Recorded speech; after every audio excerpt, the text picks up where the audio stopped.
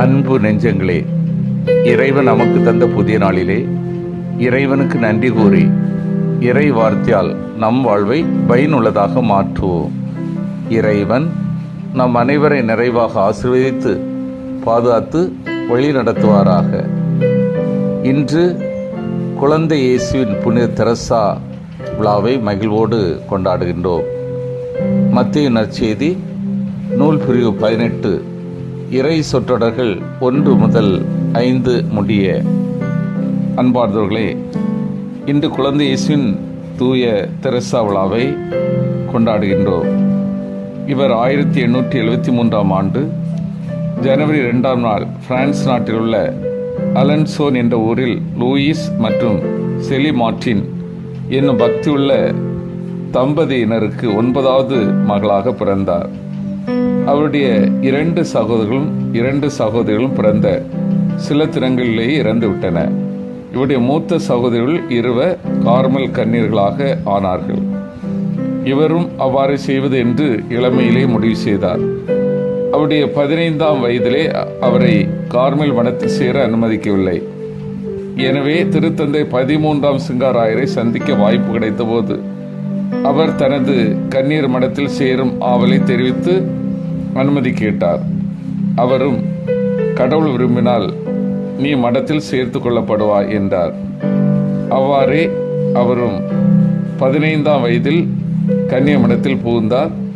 1888ஆம் ஆண்டு நவம்பர் 28ஆம் நாள் தனது முதல் வார்த்தை பாட்டினை கொடுத்தார். அப்போது கேட்கப்பட்ட கேள்விக்கு ஆன்மாக்களை மீட்பதற்கு, குறிப்பாக குருக்களுக்காக ஜெயிப்பதற்காக இச்சபையில் சேர்ந்தேன் என்றார்.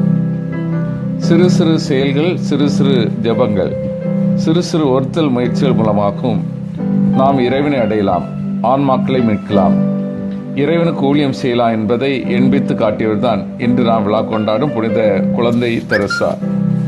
செல்லப்பிள்ளையாக வீட்டில் வளர்ந்த இவருக்கு ஆரம்பத்தில் மடத்தில் கொடுக்கப்பட்ட வேலைகள் மிகவும் கடினமாகவும் துன்பத்தை தருவதாகவும் இருந்தது. குறிப்பாக இவர் மூத்த சகோதரியே சில நாட்களுக்குள் மடத்தின் தலைவியாக நியமிக்கப்பட்டார். வீட்டில் செல்லமாக வளர்ந்த அவரோ மற்றவர்கள் எதுவும் கூறிவிடக்கூடாது என்பதற்காக இவரிடம் மிகவும் கடுமையாக நடந்து கொண்டார். இவ்வாறு தன்னுடைய துன்பங்களை மேற்கொள்ள அவர் ஏற்ற வழிதான் சிறிய வழி. சிறிய வழி என்பது குழந்தையின் மனநிலையில் கடவுள் மீது நம்பிக்கை வைத்து தன்னை முழுவதுமாக கையளிப்பதும் சிறு சிறு தியாகங்கள் செய்து இயேசுவோடு இணைந்து வாழ்வதும் ஆகும். இதன் மூலம் அவர் தனது அன்றாட சிறு சிறு கடமைகளையும் கடவுளின் அன்பிற்காக மிகுந்த கவனத்துடன் செய்தார். நவ துறவிகளுக்கு பயிற்சி அளிக்க துணை தலைவியாக இவரை நியமித்த போது இந்த சிறிய வழி மூலம் ஆன்மாக்களை மீட்க அவர்களையும் ஊக்குவித்தார். ஆஸ்மா என்னும் நோயினால் துன்புற்ற இவர் 1897ஆம் ஆண்டு செப்டம்பர் 30ஆம் நாள் தனது 24ஆம் வயதில் விண்ணகம் சென்று தனது சிறிய வழியில் பரிசினை பெற்றார். திருத்தந்தை 11ஆம் பத்திநாத மறைவிறப்பு பணியில் மிகுந்த ஆர்வம் கொண்டவர். மனித இதயங்களில் விசுவாசத்தை விதைப்பது என்பது எவ்வளவு கடினமானது என்பதையும் அதற்கு இறைவனின் உதவி எவ்வளவு அவசியம் என்பதை நன்கு உணர்ந்த அவர் 1927ஆம் ஆண்டு 2 புனிதர்களை வேத போத நாடுகளின் பாதுகாவலர்களாக அறிவித்தார். ஒருவர் ஆசியா, இந்தியா, ஜப்பான் மற்றும் சைனா போன்ற நாடுகளுக்கு பயணம் செய்து விசுவாசத்தை விதைத்து எண்ணில் அடங்கா மக்களின் ஆன்மாவை மீட்ட புனித சவேரியார். மற்றொருவர் தான் பிறந்த மண்ணை விட்டு வெளியேறாது கார்மல் மடத்திலே அடைபெற்றிருந்த புனித குழந்தை தெரசா.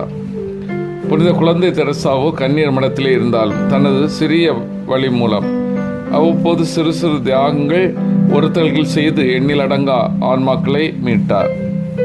ஒருமுறை அவர் தனது 14ஆம் வயதில் திருட்டு முயற்சியில் ஒரு தாயையும் அவருடைய 2 குழந்தைகளையும் கொலை செய்த ஒரு கொலையாளியை பற்றி பத்திரிகையில் படித்தார். அப்போது அவர் மனம் வருந்தி இயேசுவை ஏற்று விண்ணகம் அடைய வேண்டும் என்று அவனுக்காக ஜெபிக்கிறார். அவனுக்கு தூக்கு தண்டனை தீர்ப்பிடப்பட்டதும் ஒரு குருவான அவன் மனம் மாறி உதவி செய்ய அவனை பல முறை அணுகினார். அவன் அவரை உதாசீனப்படுத்தினான். ஆனால் கடைசி நாளில் அவன் தூக்கிலிடப்படுவதற்கு முன்னால் சிலுவை ஒன்று கேட்டு முத்தம் செய்து மனமாற்றம் பெற்று அமைதியாக இறந்தான். சிந்தித்து தியானித்து செயல்படுவோம். நான் தாழ்ச்சியான உள்ளத்தோடு பிறரை உயர்வாக கருதுகின்றேனா? அன்பு வழி இறைவன் வழி என்பதை உணர்ந்து வாழ்கின்றேனா? சிறிய சிறிய செயல்கள் வழியாக இறைவன் முன்னால் பிரமாணிக்கமாக இருக்கின்றேனா? மன்றாடுவோமாக. வல்லமை மிக்க இறைவா, நாங்கள் அனைவரும் தாழ்ச்சியான மனநிலையில் பிறரை உயர்வாக கருதவும், சிறிய சிறிய செயல்கள் இறைவனுக்கு பிரமாணிக்கமாகவும் பிறருக்கு உகந்ததாகவும் அமையவும், அன்பு வழி இறைவன் வழி என்பதை உணர்ந்து செயல்படவும் வரம் தாரும். ஆமீன்.